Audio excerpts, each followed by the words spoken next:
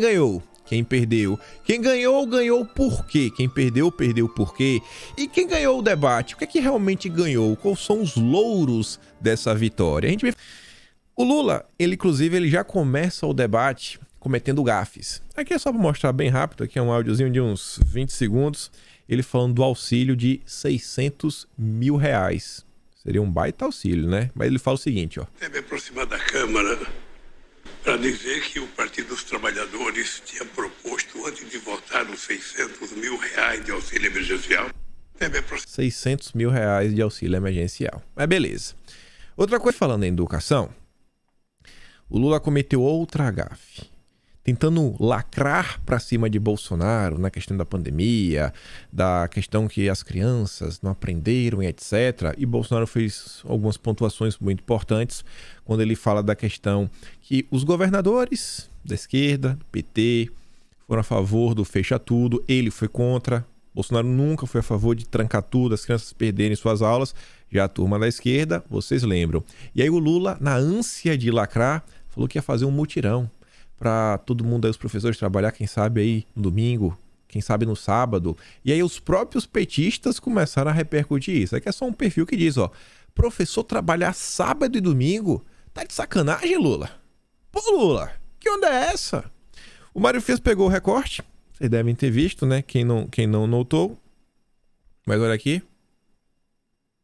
E o governo federal, através do Ministério da Educação, vai compartilhar com os governadores e com os prefeitos da responsabilidade de recuperar essas aulas para que esses meninos possam aprender mais. Sabe, nós vamos ter que fazer um verdadeiro mutirão, convidar professores, quem sabe trabalhar de domingo, quem sabe trabalhar de sábado, para que... Falando sobre a educação, ao longo do debate de ontem, Bolsonaro falou sobre o Grafogame, um aplicativo que foi feito para tentar, inclusive, aí ajudar, né? Já que está todo mundo em casa, a economia a gente vê depois, então vamos tentar fazer alguma coisa para as crianças não ficarem para trás. Bolsonaro também pontuou sobre a questão de alfabetização, que no governo Lula se levava 3 anos, agora está se levando 6 meses para alfabetizar uma criança. E você vê, todas as iniciativas do governo Bolsonaro no âmbito da alfabetização, não posso falar de outros âmbitos, mas da alfabetização, uma coisa é um pilar central. Iniciativas com base científicas. E quem diz isso, são as próprias entregas. Você vê todo o trabalho que o Carlos Nadalim vem fazendo desde janeiro de 2019, tentando olhar o que deu certo em outros países, o que a literatura mostra que realmente é eficaz para alfabetizar crianças, trouxeram para o Brasil. Implementaram e está dando certo. O Grafogame é um aplicativo que o próprio Nadalim já postou algumas vezes relatos de mães, pais, tios, tias, às vezes até primos, mostrando, pô, meu filho aqui, meu primo, meu sobrinho começou a utilizar e tá funcionando. Ele tá realmente aprendendo a ler, tá aprendendo a escrever, porque, gente, isso funciona. Só que olha como são as coisas. A Globo, tentando aí procurar alguma coisa para ajudar o Lula, para dar repercussão no pós-debate, aí a Globo fala o seguinte, né? Na verdade, a matéria é grande, tenta explicar o que é o Grafogame. Inclusive um aplicativo que ele sai da Finlândia para o Brasil, não foi desenvolvido internamente, é um aplicativo que também é utilizado em outros países, mas isso não importa. Você vê, ó, especialistas em educação criticaram a proposta de Bolsonaro. Quem são os especialistas? É um cara lá da USP, Daniel Cara, ele classificou o aplicativo como picaretagem e irresponsabilidade. Um aplicativo utilizado em vários países. E assim, a educação da Finlândia, na maior parte do tempo, é utilizada inclusive como exemplo no mundo, né? Devido à qualidade. Mas ele acha que é picaretagem. É coisa de picareta, a educação finlandesa, né? Tá bom. Aí a Globo também não poderia ficar atrás. Foi lá perguntar, né, para Priscila Cruz, do Todos pela Educação, do Leman, que ressaltou que o aplicativo não serve para alfabetizar uma criança. Aí fala, né? Aqui tá a fala do Lula, só que ele diz aqui em vídeo que eu, sei lá, acabei voltar no final. Ele fala, nós vamos ter que fazer um verdadeiro mutirão. Convidar professores, quem sabe trabalhar no domingo, quem sabe trabalhar no sábado, para que a gente possa fazer com que essa meninada consiga aprender o que deixaram de aprender na pandemia, disse o ex-presidente. Aqui foi só um momento que eu acho que o Lula tentou lacrar para cima de Bolsonaro e não conseguiu. Tomou uma baita invertida do capitão. E aí, aqui é apenas um dos vídeos que tá rolando na rede social aí. Cadê? Aqui. Lula, se respeitasse as Forças Armadas, você botaria gente competente para ser ministro da Defesa e não companheiros lá para dentro. Petrobras, Lula, o endividamento foi 900 bilhões. Você começou a fazer 3 refinarias, não concluiu nenhuma. Vocês compraram uma passadina lá fora, uma sucata. Você entregou para Evo Morales, da Bolívia, 2 refinarias nossas, Lula. Pare de mentir. Por que você Pare mente de mentir. descaradamente? Eu tô falando. É mentira sua. Ah, é mentira? É mentira sua. Mentira. Mentira minha? Mentira. Você não entregou Olha ali para aquela câmara que você deve estar com seus filhos ouvindo você e repita. Os meus filhos me Porque é acompanham, mentira. os seus não. Você, Os meus aliás, filhos você me não sabe fazer acompanham, outra os coisa, eu não seus sei não. mentir, Deputado, Bolsonaro. quando os dois falam, o espectador não consegue entender o que se fala. Itaboraí virou uma cidade fantasma lá no Rio de Janeiro. Estamos começando a recuperar tudo isso aí. Um escândalo sem tamanho. Olha aqui, Lula. Os delatores devolveram 6 bilhões de reais. 1 bi de dólares foi para os Estados Unidos, para a Bolsa, que foi prejudicada pela interferência nos preços. Olha aqui, Lula, as empresas que roubaram a Petrobras. Odebrecht devolveu 2,7 bi, SBM 1,3, Andrade Gutierrez 1,4, Braskem 2,8 bilhões, Camargo Correia 1,4 bilhão, OAS 1,9 bilhão, e assim vai. 16 bilhões de reais que as empresas devolveram, somado com 6 bi dos delatores, mais outros quase 6 bi para os Estados Unidos. Só o que foi contabilizado e achado, esses ladrões devolveram 30 bilhões de reais, fora o que não foi achado. Você vem falar que não houve roubalheira? Que você trabalhou para o bem da Petrobras? Eu não dá disse, nem para discutir. eu não disse que não houve dá nem pra roubalheira, discutir porque esse as assunto pessoas... Isso aqui é só falando dos recortes, né? Os meus filhos andam comigo. Gente, não faltou recorte sobre Bolsonaro. Não faltou, não faltou. E olha só, lá no debate, Bolsonaro também fez algo que o Tarcísio fez, no primeiro debate, inclusive, que ele falava pro pessoal, dá um Google, qual foi o pior prefeito de São Paulo? Aí vocês sabem da história do Haddad, né? E aí Bolsonaro falando sobre meio ambiente, desmatamento, falou, pessoal, dá um Google, vê aí quem foi, onde é que realmente teve, né, a maior quantidade de desmatamento. Aqui é a matéria da Veja, vocês podem ver, né, 2 de maio de 2022. Desmatamento na Amazônia foi maior nos governos FHC e Lula.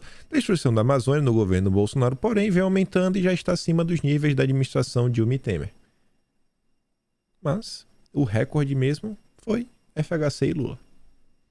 Então tá aí, né? O pessoal deu Google. Outra coisa que Bolsonaro também bateu na tecla foi no início, o Lula tentando falar 1001 coisas sobre a compra aí dos imunizantes. E Bolsonaro falou, cara, a gente não só comprou, como comprou para todo mundo que quis. Tinha aí, foi um dos primeiros países do mundo a aplicar. Assim, a primeira foi no final de dezembro, início de janeiro, meio de janeiro, o Brasil estava aplicando. E aqui você vê as datas, ó. Dezembro de 2020, apenas 6 países aplicaram, ainda em 2020. E em 2021 já estava lá o Brasil. Felipe Martins diz, ó, Lula mente feito um condenado. O Brasil foi o primeiro país emergente, junto com a Índia, a iniciar a imunização apenas 1 mês após a primeira dose aplicada no mundo. A raiva de Lula é o presidente não ter permitido a imunização obrigatória, o que permitiria o PT, né, fazer mais e mais confusão. Bolsonaro também citou o escândalo do Carlos Gabas, do consórcio Nordeste. O Lula ficou sem saber o que falar, né? E aí mudava de assunto, aí ficava, né? Não vai, etc. Chegou assim, terminou esse primeiro bloco, né, de disputa entre eles, aí entrou no bloco dos jornalistas, faziam umas perguntas, aí os iluminados, Vera Magalhães, Patrícia Campos Melo, Josias, teu da Bandeirantes, que eu nem sei o nome, mas estava lá, turma da lacração inteira. E aí, eis que entramos na parte final, né, no confronto. Lula versus Bolsonaro de novo, cada um com 15 minutos para falar. E aí Bolsonaro, diferente do primeiro bloco, era ele que começava fazendo as perguntas, e ele começa. E ele começa falando de economia. E ele começa falando de corrupção. E ele começa a perguntar e o Lula começa a ficar nervoso.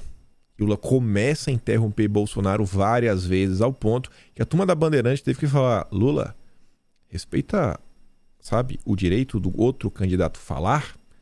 E começou a ficar muito feio pra ele. Começou a ficar muito feio, muito feio, muito feio. E aí do meio pro fim ele começou a se desestabilizar por completo. E ele começou a falar sem parar. Sem parar, sem parar, sem parar, sem parar. Até que o tempo dele acabou. Acabou, não tinha mais tempo.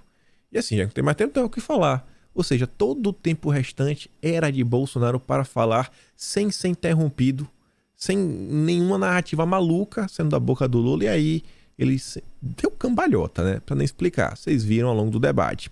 E é pra vocês sentirem como foi a repercussão, né? Isso aqui foi a análise que eles estavam fazendo aí ao longo do debate. O pessoal da Globo News, Estúdio Z, o estúdio mais diversificado do país. Vocês encontram pessoas que flertam com uma extrema esquerda stalinista, uma extrema esquerda leninista, uma extrema esquerda woke, uma extrema esquerda globalista, assim, tem todos os espectros da extrema esquerda. Miriam Leitão, Natuzaneri, Octaviano Guedes, essa turma aqui, não, é a nata do Brasil, é a nata. Aí vem Júlia do Alip. Lula domina o primeiro bloco com pandemia e educação. Acho meio duvidoso. E vocês vão entender por que eu não acho que o Lula dominou. Mas fica acuado no fim do debate com o tema da corrupção e se perde na administração do tempo. O Lula se perdeu, né? Coitado. E você vê que ela também fala da corrupção. Corrupção. Aí vem a Verinha. Lula se perdeu na administração do tempo e Bolsonaro agora tem horas e horas para falar. A plateia do petista, que estava calma, agora se impacienta. E tem vídeo aí, viu? Vídeo da Janja com as mãozinhas assim, a Gleice não sabe onde botar a mão na cara, né? Não sabe onde ele se escondia. Aí vem a tia Catanhete. Lula perdeu a noção de tempo. Vai deixar o Bolsonaro falando sozinho no fim. Aí a Catanhete voltou. Bolsonaro está se divertindo com o Lula torrando o tempo dele. Erro monumental. Erro monumental de Lula. Aí vem a Miriam Leitão. Lula vai deixar Bolsonaro falar mais no final, porque gasta o tempo dele. Um erro. Aí vem a Malu Gaspar. Lula gasta todo o seu tempo, enquanto Bolsonaro ainda tem 7 minutos e 36 segundos. Vai acabar deixando o presidente falando sem resposta por um tempo. Meu Deus, Lula! Lula, deixa Lula! E o Lula não tava falando nada com nada. Tava repetitivo, assim, umas maluquices. Bolsonaro tava rindo. E tinha hora que Bolsonaro não parava, olhava pro Lula. Aí o Lula ficava em silêncio. O Lula olhava pra ele. Lula, tampa de binga, né? Desse tamanho aqui. Olhava assim, olhava e o Bolsonaro ria. Aí daqui a pouco o Bolsonaro ia, botava a mão no ombro do Lula. Falava, Lula, volta. Aí o Lula ia, aí voltava. Naquela pergunta do filho, vocês foram lá no Telegram, veio que vocês não sei se vocês viram o debate, às vezes tem pessoal que só escuta. Naquela pergunta do filho, o Lula tá aqui, ó. Aí ele, então tô com dor de olho. Ele pega aqui, é um óculos, aí ele abre. Aí ele finge, vai botar, não, ele bota aqui de volta. Aí passa 5 segundos. Ele acaba de botar, ele pega de novo o óculos. Aí vai, aí não sabe de botar a mão, aí vai no fundo, levanta assim o terno, aí já tá com uma suvaqueira lá, toda molhada, aí volta de novo e fala, vixe, rapaz, tá nervoso. Tá nervoso, não tá bem, o Lula não tá bem. Aí vem o Guilherme Amado. Bolsonaro agora vai atacar Lula por quase 6 minutos, sem ouvir contra-ataque. Lula calculou mal seu tempo. Aí a turma começou a bater o desespero. Aí vem a Júlia do Alip, de novo, né? Que tá no Globo News. Lula tá administrando muito mal o tempo. Vai deixar Bolsonaro falando por mais de 7 minutos sozinho. Abre aspas. Falamos tanto com ele sobre controlar o tempo. Quem que falou isso? Me disse agora um integrante da campanha lamentando o uso do tempo por Lula. Então os petistas começaram a ficar preocupados. Meu Deus, Lula, meu filho. Aí vem o Bernardo Melo Franco, do Globo. Bastidores pós-debate. Lula admitiu aliados que administrou mal o tempo no último bloco. Mas Bolsonaro ficar falando sozinho também não é muito bom pra ele. Tentar contemporizar a presidente do PT, Gleisi Hoffmann. Não, mas Bolsonaro não tá pra falar. Não foi 6 minutos de... Não falou de nada. Não é bem assim, né? Não é bem assim. Aí veja só. O William Vac também falou isso daqui na CNN. Todo mundo repercutiu isso. Tanto Lula quanto Bolsonaro são políticos experimentados.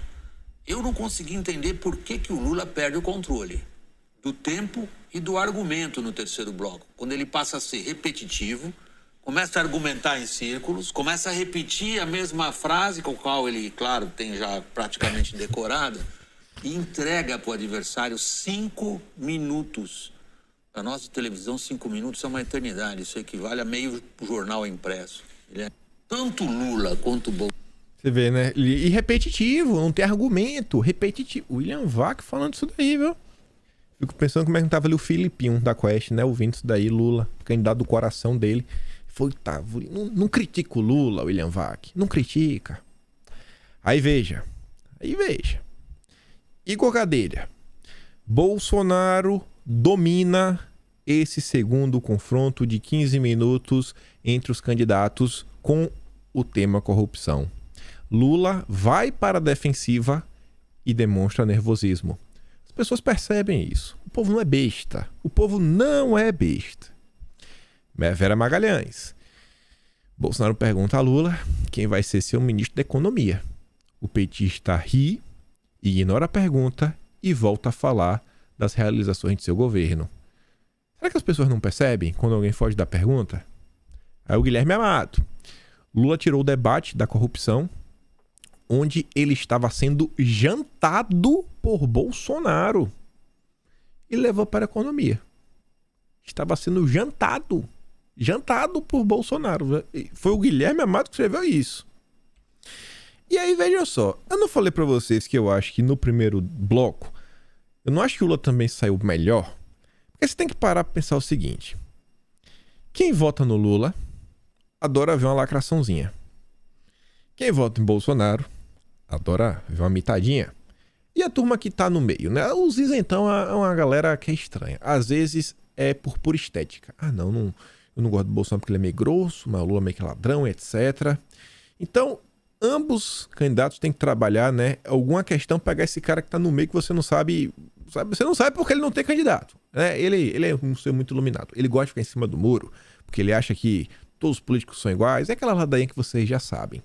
Só que o Lula, ao longo do primeiro debate, e também no segundo bloco, etc., ele estava com um comportamento, tanto a forma de falar, tanto, assim, a forma de falar, eu digo, desde a expressão, o tom da voz e o jeito também, as palavras que ele utilizava e também sua expressão facial, seus gestos, que eu acho que não estavam ajudando ele.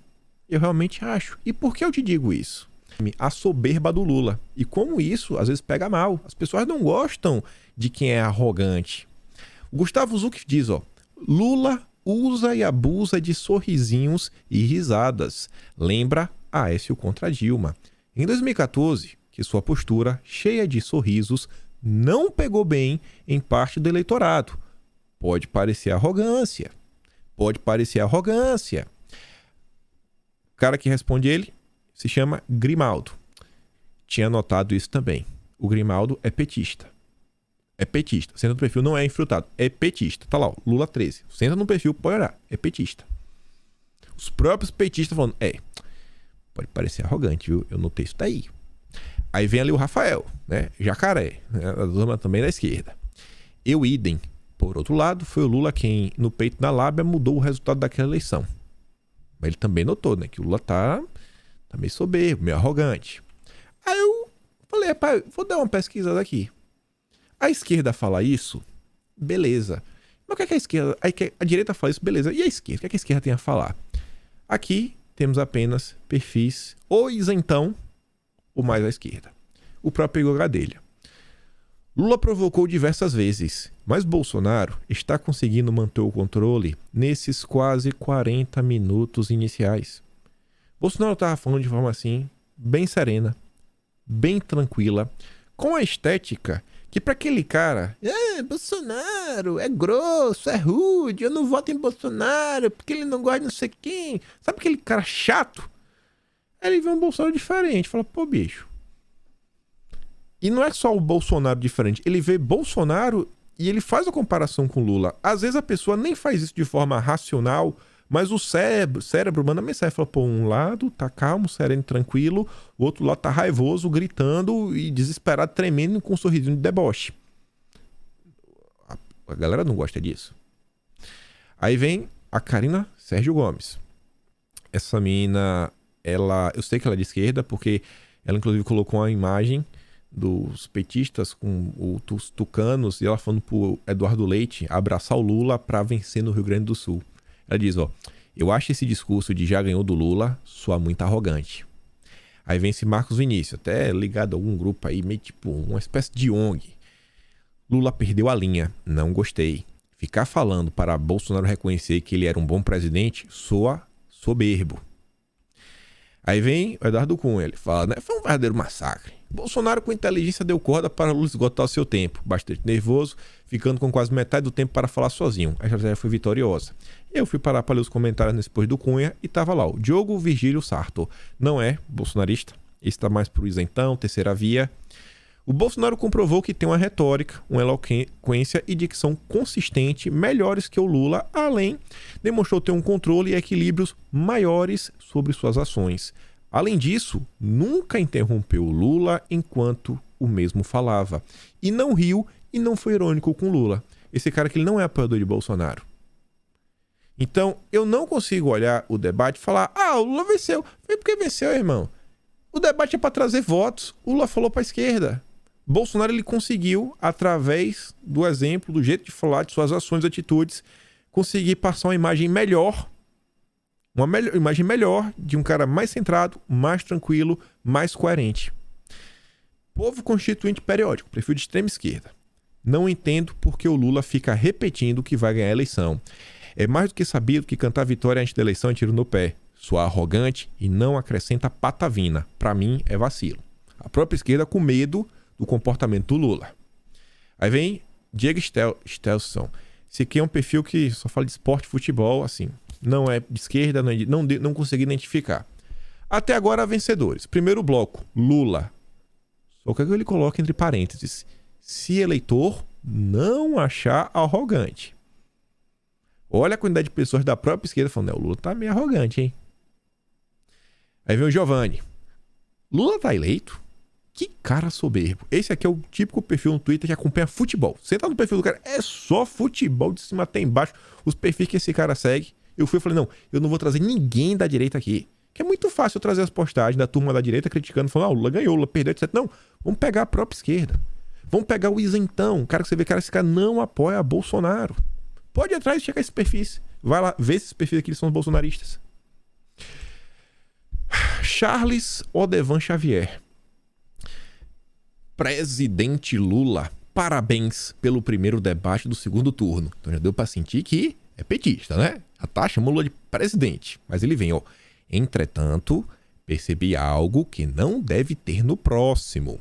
É essa impressão causada de que há um Lula arrogante e crente na vitória de um lado e um Bolsonaro humilde do outro.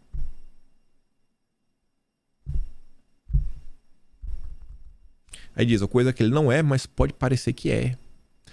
Aí vem esse aqui, Bjork, fritando ovo em Vênus como um garoto. Lula tem que parar de cantar a vitória antes do tempo. Sua prepotente soberba. E bota lá, hashtag eleições, Lula presidente, 1313. É 13. É 13.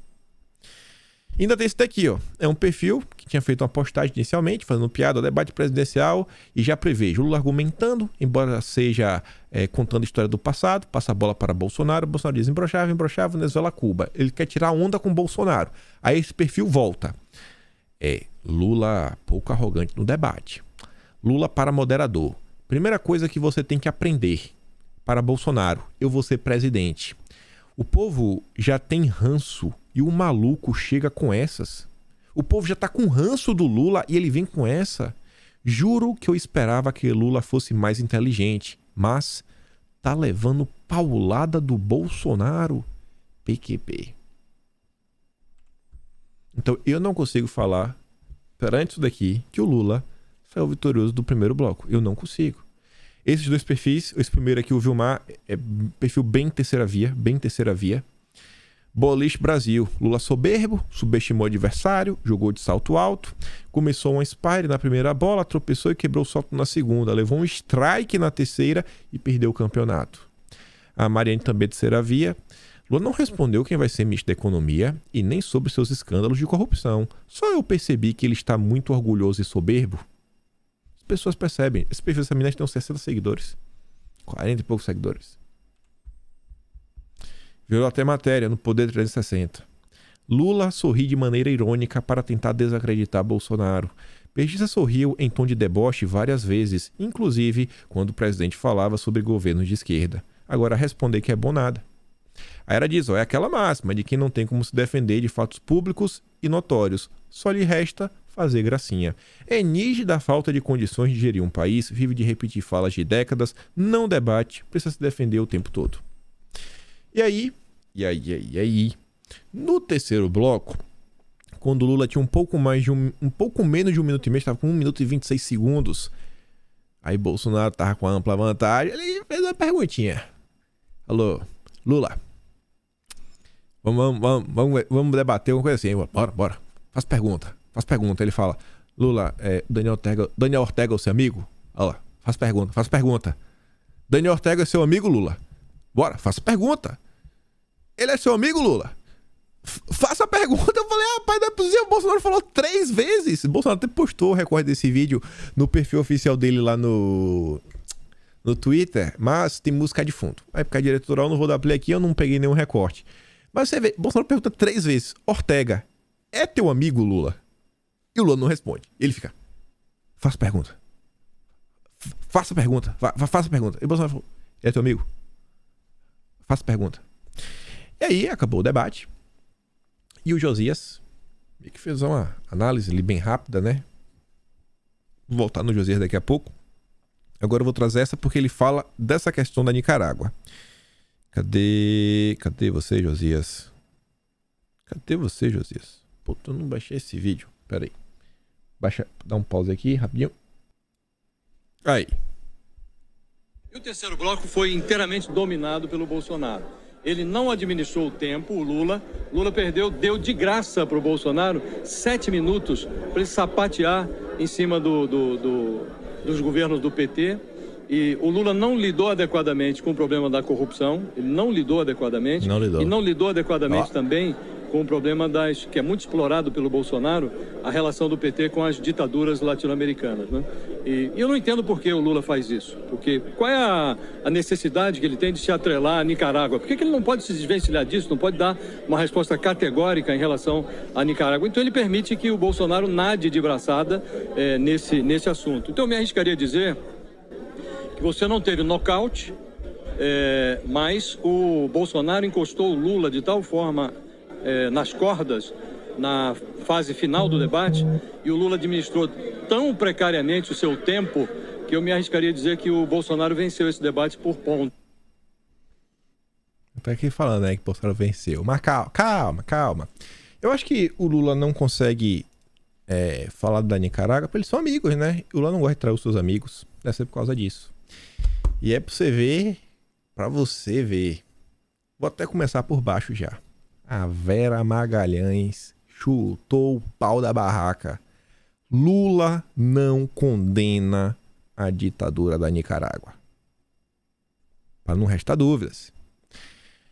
O Igor Gadelha também diz, Lula mais uma vez erra ao não condenar os atos do ditador Daniel Ortega na Nicarágua. No debate, o petista limitou-se a dizer, se Ortega errou, que o povo da Nicarágua que deve puni-lo. Em ditaduras, porém, a população não tem seus plenos direitos para reagir. Vai reagir como, bicho? A ditadura está sendo oprimido. Então Lula deu ruim, né? Deu ruim. República, Bolsonaro venceu. Isso aí não tem o que a gente falar, né? Mas é bom sempre ver também uns comentários da imprensa, porque vou falar, você passa pano para Bolsonaro, eu passo mesmo. Mas estamos aqui, o André Guedes. Bolsonaro acabou ganhando o debate, na minha opinião. Lula começou muito bem mesmo, mas parece que cansou, começou a se perder, usou mal o tempo e deixou o Bolsonaro deitar e rolar no bloco final. Aí vem o perfil, né? O predador. concordo com sua colocação. Aí o Pazanglo fez essa imagem, né? Porque o Lula, teve gente que falou que o Lula venceu. Aí você vê, olha a cara de felicidade da Glaze, olha a cara de felicidade da Janja, do Zanin, tá todo mundo feliz. Né? Você vê realmente assim, aquele semblante de felicidade. Nossa, ganhou demais. Tamo feliz, tamo feliz. Quem venceu por pontos foi o presidente Bolsonaro. Quem diz o Josias. Deu empate com uma leve predominância do Bolsonaro. Thaís Oyama acredita que Bolsonaro teve uma vitória relativa. Tá bom. Análise, valor econômico, Grupo Globo. Encontro tem empate técnico, mas Bolsonaro encerra a noite marcando gol no final.